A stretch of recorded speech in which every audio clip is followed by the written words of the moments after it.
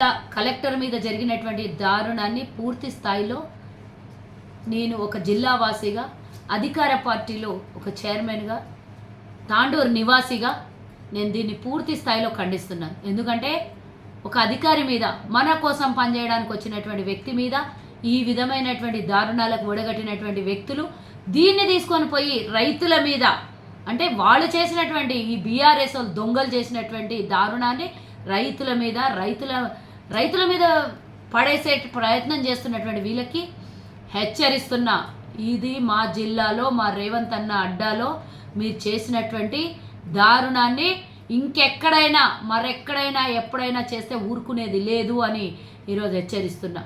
అందులో బీఆర్ఎస్ ముఖ్యంగా పట్నం నరేందర్ రెడ్డికి సంబంధించినటువంటి ఒక కార్యకర్త చేతి చేసుకోవడము, మా కాంగ్రెస్ ఒక నాయకుని మీద పూర్తి స్థాయిలో అటాక్ చేయడం అనేది ఎంత దారుణమో నేను దీన్ని ఖండిస్తున్నాను. ముఖ్యంగా ప్రభుత్వాన్ని బదలాం చేయాలనే ప్రయత్నంలో ఎన్ని రకాలుగా ప్రయత్నం చేసినా ఈరోజు ప్రజాపాలన ఆగదు. మీరు ఇంకో రకంగా ఎన్నన్నా చేసుకోండి, రేవంత్ అన్నను బదలాం చేద్దాం, పార్టీని బదలాం చేద్దాం, ప్రభుత్వాన్ని బదలాం చేద్దామని చేస్తున్నటువంటి దారుణాల్లో మీరే ఊసులో మీరు బిగుసుకొని పోతున్నారు. రేపు ఉచ్చులో బిగుసుకొని పోయి జైలుకి వెళ్ళేది ఖాయమని తెలిసి ఓడి పోయి ఢిల్లీలో కూర్చుంటాడు.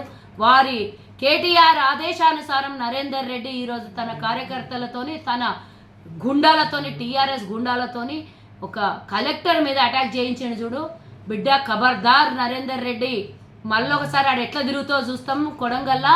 అసలు ఫస్ట్ ఆఫ్ ఆల్ ఆ కార్యకర్త చేసిన తప్పేం లేదు, వీడిని ఫస్ట్ తీసుకొని పోయి జైల్లో పెడితే చక్కగా అవుతారు. కలెక్టర్ మీద దాడి చేపిస్తావా?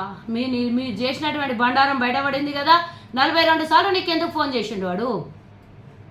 అంటే నువ్వు చేసిన దారుణాలకి కార్యకర్తలు బలైపోయి వాళ్ళు వచ్చి మా కార్యకర్తల్ని, మా నాయకుల్ని కొట్టడము, బదలాం చేయడము, రైతుల మీద తోసేయడం, అన్యం పుణ్యం తెలియని రైతుల మీద. నిన్న వచ్చింది కలెక్టర్ దేనికోసం? వాళ్ళతో మాట్లాడి చర్చలు చేసి, వాళ్ళకి ఇష్టం ఉంటేనే కదా కొనుగోలు చేసేది పొలాలు, వాళ్ళకు అన్ని విధాల అనుకూలంగా ఉంటేనే కదా మరి ప్రభుత్వం కొనుగోలు చేస్తుంది. అసలు దేనికోసం బదలాం చేయాలనుకుంటున్నారు?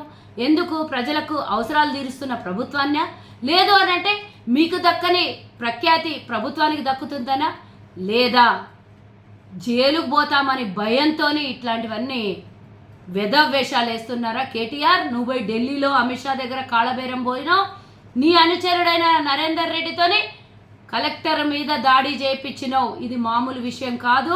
రేపు పొద్దున మీరు ఎక్కడ బయట తిరిగినా కూడా పూర్తి స్థాయిలో బందోబస్తులో వెళ్లాల్సినటువంటి అవసరం ఉంటుంది.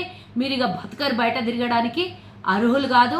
అసలు మీరు మీ కార్యకర్తలు సర్వం కోల్పోయి ఈరోజు రాజకీయంగా ఖతమైపోయిందని తెలిసి ఈ విధంగా కాంగ్రెస్ చేస్తున్న అభివృద్ధిని అడ్డుకొని 5,000 కోట్లు మా జిల్లాకి, కొడంగల్కి అభివృద్ధి కోసం కేటాయిస్తే మా జిల్లా అభివృద్ధి కావద్దా? మా నియోజకవర్గాలు బాగుపడొద్దా? మా నియోజకవర్గాల్లో రోడ్లు, రవాణాలు, కాలేజీలు, ఇన్స్టిట్యూషన్స్, ఆసుపత్రులు, ఇంకా పెద్ద పెద్ద కంపెనీలు రావద్దా? ఎందుకు నీకు మా మీద కసి? మా జిల్లా మీద ఏం పగబట్టినవరా నువ్వు వెధవా?